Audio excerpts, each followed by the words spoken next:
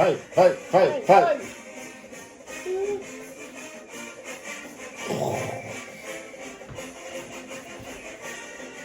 Don't push me. You want to test me? No, anytime, Bubba. You need to grill a little bit more. Oh, okay. All right. Welcome to Picks from the Press Box, Week 15 Championship Edition. Woo! All right. We're finally to the important games. The games before the Bulls. Wow. Yep, and last week had some important games as well. Ohio State killing Michigan. So how do we do on our picks? I don't want to know. You did not do very good. No, You won 500. I decided to take some long shots, give you a chance to catch up. I only caught up by one, though. I didn't do very well. What did I do? You went 5-5. That's embarrassing. Which puts you at 99-41 for the year. Right. I went 6-4, not much better, and I am now one game back, 98-42. Okay, so you owe me a box of cookies. Yes, I'm sorry I can't buy you cookies when they're not even out yet. And are we going to bet on a milkshake again for the total for the year? We'll get to that next week. Okay, all right. So let's do better this week. Please. All right. Actually, next week, before the Bulls, we do have our Heisman edition, Army Navy. Gag me. All right. Gag. I don't believe in the Heisman anymore.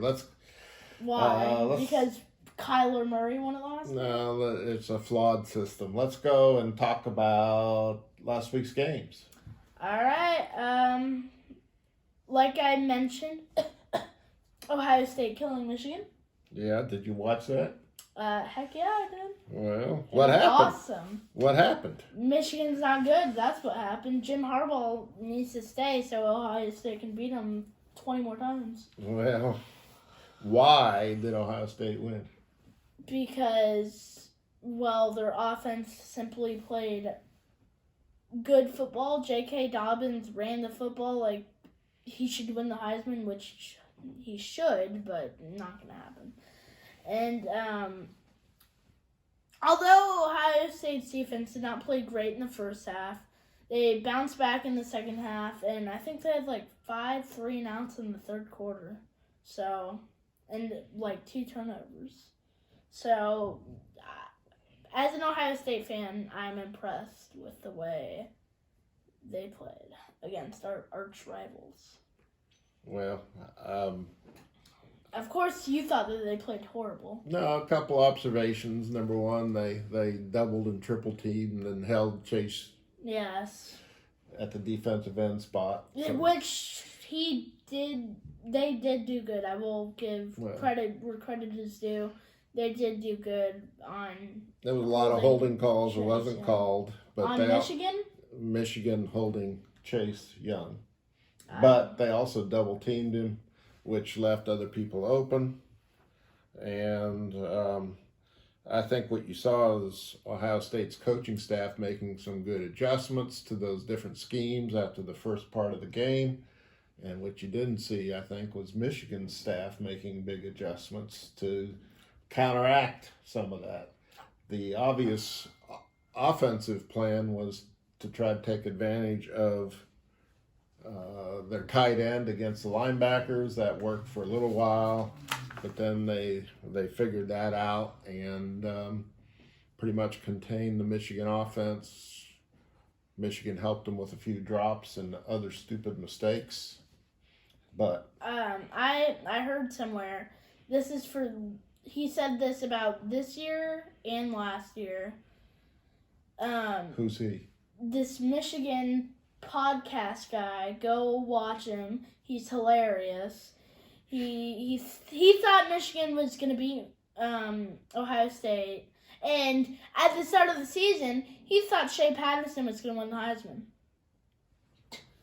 And so y'all should all go watch him. It's called Michigan Podcast. But what he said was that there are 2 coaching staffs on the field Saturday and last Saturday in 2018, right? he said both coaching staffs were putting the red and white players in the best possible situation to succeed. So the Michigan and Ohio State coaching staff put Ohio State's players, and both of them put Ohio State's players in the best position. All right, to well, succeed. everyone's entitled to their own stupid opinions. I thought that was funny. Which leads me to one of my comments. One of the things I like to read is newspapers from around the Big Ten. And I read the Detroit Free Press before the game, and I sent you a copy of that. It's this guy, Wojnarowski, who's a columnist for the Free Press, wrote a rather negative article in advance of the game, excusing Michigan's failures of the past, and said some rather short-sighted things about Ohio State, and I thought it was in very poor taste. So I actually wrote him a note in response. He's not going to see that. Telling him that. So, he's not going to see that. if anyone wants to go back and read his column, it was like the day before the game, and you might enjoy a very slanted view of the world from the Michigan Wolverines side. Okay, what else you want to talk about? Minnesota, Wisconsin, the decider of the Big Ten West, and surprisingly, Wisconsin destroyed Minnesota. Yeah, Minnesota just wasn't up to their same physical level. It looked like to that me. was not the Minnesota team that I saw play against Penn State. Missed tackles and other mistakes, and maybe Penn State helped them a little when Minnesota beat them. But I was disappointed in Minnesota and the way they played, and I think they kind of leveled off and got to the highest point they could with their quality of their team and talent. And the coach probably got as much out of them as he could expect, and it showed finally against another good team. So, what else? The Iron Bowl. Oh, the famous Iron Bowl. This is since Saban lost. They lost to Auburn. This is the first time in the CFP era that I think he's not in the top 10. Yeah. He's So, number 12. and under my book, that follows Who Cares? But anyways, it was a close game the entire time. Yeah, Auburn made some big plays. They did. Whether you think that's because Alabama didn't play well or Auburn did play well, those big defensive scores made a huge difference. And I think Saban had the right to gripe a little about that field goal at the end of the first half. 1 second left. Yeah, that wasn't right, and I agree with him. I hate to say it, but I do. Anyway, they lost. Move on. Well, yeah, first time ever that they're not making the playoff. I'm sad. Let's move on. All right, I think it's time for the Picks. All right, let's make some good picks this week. I need to up my score. Well, I do too. Okay. ACC championship game. What a joke. In Charlotte, I believe, Virginia battles the almighty Clemson. Yeah, I know I've got a few things to say about Clemson. They're going to win easily, but I'm getting real tired about their coach and the way he is mouthing off, making fun of everything and saying, poor me, and the world's against them. He needs to be quiet and just coach some football and steal as many players as he can like he has in the past. Yeah, I heard that press conference. What a jerk. I don't like him. Sorry. Go Virginia, Clemson will win. Yep, let's go. Big 12. Sorry, we did not have any signs for that. But Big 12 championship, we have Baylor versus OU in AT&T Stadium. Okay, who you taking? Give me upset Baylor Bears. Okay. OU's not going to beat Baylor twice. No way. All right. Well, it's going to be I think it's going to be one of the more interesting contests. It does not say that that's going to be good football by any means, but No defense. there, yeah, I agree. It'd be a lot of offense, and Baylor's quick strike against the quarterback that does everything with one really good Oklahoma receiver. I'm going to take Oklahoma. Yeah, you're sticking with the favorite. Go figure. Yep. After last week, I have to. That's true.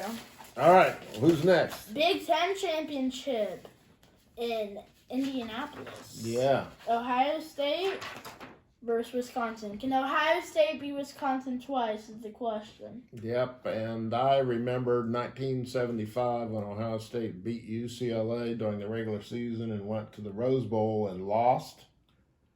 And that meant the loss of a national championship Yeah. because they were number one in the nation. Yeah. So, but I'm still Your taking point? Ohio. I'm still taking Ohio State. Yeah. Too much offense, too much speed indoors. You're going to see a very diversified passing attack, and I think they'll tweak their game plan, change it up enough to have a few surprises for Wisconsin. Wisconsin still has to rely on their running game, a limited passing attack with only one real wide receiver, and I think you'll see them try to challenge the linebackers with receivers, get them in one-on-one coverage by formation, and with the running back out in the flats. So I think that's the only advantage they can really dwell upon. What do you think? Yeah, I'm taking Ohio State. But the real question is, do they cover? Why? 16.5. I don't care. Because they're obviously going to beat Wisconsin. I don't care whether they cover or not. 1 point's good enough. Let's move on. All right, Pac-12 championship. Utah versus Oregon and Santa Clara. You know, and I've been rather torn on this one. I have too, but You know, the one game I really watched, the Oregon quarterback threw a bunch of really bad interceptions. ASU, And then I watched, you having trouble there? a little. And then I watched Utah play, and they've got a pretty diversified offense. They can run and pass. They have a balanced defense, too. And a pretty good defense. So while Oregon may be flashy, I'm going to take Utah. Yep. Give me the Utes. Okay. All right. We agree. Yes, we agree once again. Okay. And the SEC, Yeah. Atlanta, Georgia, we have the Bulldogs of Georgia versus the Tigers of LSU. Yeah, well, 1 versus 4. is that on CBS again? For your sake, unfortunately, yes. Yeah, well, turn the sound down and enjoy the game anyway. The regional network that handles all SEC first rather than anyone else in the country. LSU will win. Georgia's got a few people banged up, running back, and some other defensive problems. So, even though Georgia's got a good defense, I think LSU's defense is good enough to contain them, and their offense will. Oh, yeah. Their offense is terrible. If they're going to win this game, their defense has got to score some points. So I'm taking LSU. Yeah, I'm taking LSU too. So, I do think if Georgia wants to win this game, they will have to score some points on defense, and I don't think that's happening against Joe Burrow. And their offense has to play like they did against Notre Dame, or else they're not winning. Okay. Their offense is not good. Well, we'll see. I think LSU's strong enough on Yes. both sides of the ball to Not as balanced as Ohio State, but well, or even Clemson for that matter, but that isn't the question this week. So we both pick LSU. LSU will win. Now it's time for The lightning round. Zap! Alright. only 2 games. Yes, Memphis, and we don't have a Cincinnati. So, Okay, so Memphis already beat them once, right? Yes, and it is in the sunny shine of Tennessee. Okay, I'm gonna take Memphis. Unfortunately, as much as I want Cincinnati to win and Luke Farrell, is that his name? Go ahead. Anyways, give me Memphis. Memphis will win. All right. And then in the Sun Belt, the Raging Cajuns versus the Appalachian State. Okay, I'll take Appalachian State. Yeah, Appalachian State, the team that beat Michigan A few years ago. All right. That's game So, over. All right, and that leads us to our lightning round. Our poll question.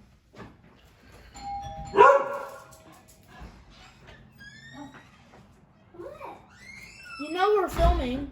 okay. Keep going. Keep going. Poll question. So last week the question was, whose fight song was it? And the answer was Cincinnati. Yep. This week, oh, and remember, I forgot to mention, it will be one of the teams that was that we mentioned today. So This week's fight. yeah, song. so either A, Louisiana, B, Utah, C, Memphis, or D, Michigan. And I'm gonna help you out a little. Can't be D, Michigan. It's in the Big Ten championship game. All right. That's getting pretty nasty for the Michigan fans, but you said it, I didn't. All right. We'll see you next week after some big league championship games. Yes. All right. Enjoy your football. Bye, everybody. Bye.